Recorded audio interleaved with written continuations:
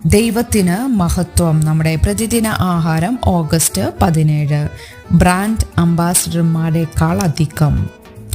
ആകയാൽ ഞങ്ങൾ ക്രിസ്തുവിനു വേണ്ടി സ്ഥാനാപതികളായി ദൈവത്തോട് നിരന്നുകൊള്ളുവീനെന്ന് ക്രിസ്തുവിനു പകരം അപേക്ഷിക്കുന്നു. അപ്പോസ്തലനായ പൗലോസ് കൊരിന്ത്യർക്ക് എഴുതിയ 2-ാം ലേഖനം 5-ാം അധ്യായം 20-ാം വാക്യം. ഇന്റർനെറ്റ് യുഗത്തിൽ മത്സരം രൂക്ഷമായിരിക്കുന്നു. ഉപഭോക്താക്കളെ ആകർഷിക്കാൻ കമ്പനികൾ ക്രിയാത്മകമായ വഴികൾ വികസിപ്പിച്ചുകൊണ്ടിരിക്കുന്നു. ഉദാഹരണത്തിന് സുബാരു വാഹനങ്ങൾ എടുക്കുക. സുബാരു ഉടമകൾ വിശ്വസ്തരാണ്. അതിനാൽ കമ്പനി സുബി സൂപ്പർ ഫാൻസിനെ വാഹനങ്ങളുടെ ബ്രാൻഡ് അംബാസിഡർ ആകാൻ ക്ഷണിക്കുന്നു. കമ്പനിയുടെ വെബ്സൈറ്റ് പറയുന്നു, സുബാരു അംബാസിഡർമാർ സുബാരുവിനെ കുറിച്ച് പ്രചരിപ്പിക്കാനും ബ്രാൻഡിന്റെ ഭാവി രൂപപ്പെടുത്താനും അവരുടെ അഭിനിവേശവും ഉത്സാഹവും സ്വമേധയാ നൽകുന്ന ഊർജ്ജസ്വലരായ വ്യക്തികളുടെ ഒരു പ്രത്യേക ഗ്രൂപ്പാണ്.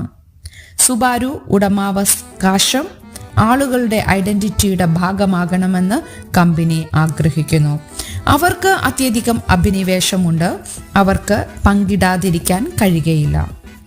2 കൊരിന്ത്യർ 5-ാം അധ്യായത്തിൽ യേശുവിനെ അനുഗമിക്കാൻ മറ്റുള്ളവരെ ക്ഷണിക്കുന്ന ഒരു വ്യത്യസ്തമായ അംബാസിഡർ പരിപാടിയെക്കുറിച്ച് പൗലോസ് വിവരിക്കുന്നു. ആകയാൽ കർത്താവിനെ ഭയപ്പെടണം എന്ന് അറിഞ്ഞിട്ട് ഞങ്ങൾ മനുഷ്യരെ സമ്മതിപ്പിക്കുന്നു. തുടർന്ന് പൗലോസ് കൂട്ടിച്ചേർക്കുന്നു, ഈ നിരപ്പിന്റെ വചനം ഞങ്ങളുടെ പക്കൽ ഭരമേൽപ്പിച്ചിരിക്കുന്നു. ആകയാൽ ഞങ്ങൾ ക്രിസ്തുവിന് വേണ്ടി സ്ഥാനാപതികളായി ദൈവത്തോട് നിരന്നുകൊള്ളുവീനെന്ന് ക്രിസ്തുവിന് പകരം അപേക്ഷിക്കുന്നു. പല ഉൽപ്പന്നങ്ങളും നമുക്ക് സന്തോഷവും സമ്പൂർണതയും ലക്ഷ്യവും പോലെ ആഴത്തിലുള്ള ആവശ്യങ്ങൾ നിറവേറ്റുമെന്ന് വാഗ്ദാനം ചെയ്യുന്നു. എന്നാൽ ഒരേ ഒരു സന്ദേശം, യേശുവിൽ വിശ്വസിക്കുന്നവരായ നമ്മെ ഏൽപ്പിച്ചിരിക്കുന്ന നിരപ്പിന്റെ സന്ദേശം യഥാർത്ഥത്തിൽ സന്തോഷ വാർത്ത തന്നെയാണ്.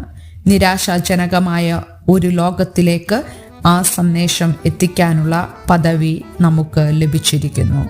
ചിന്തിക്കുക, യേശുവിൻ്റെ അംബാസിഡർ ആയിരിക്കുക എന്ന ആശയത്തെക്കുറിച്ച് നിങ്ങൾക്ക് എന്തു തോന്നുന്നു? ആ വിളി നിങ്ങൾക്ക് എങ്ങനെ പ്രായോഗികമാക്കാനാകും? ദൈവത്തിന് മഹത്വം.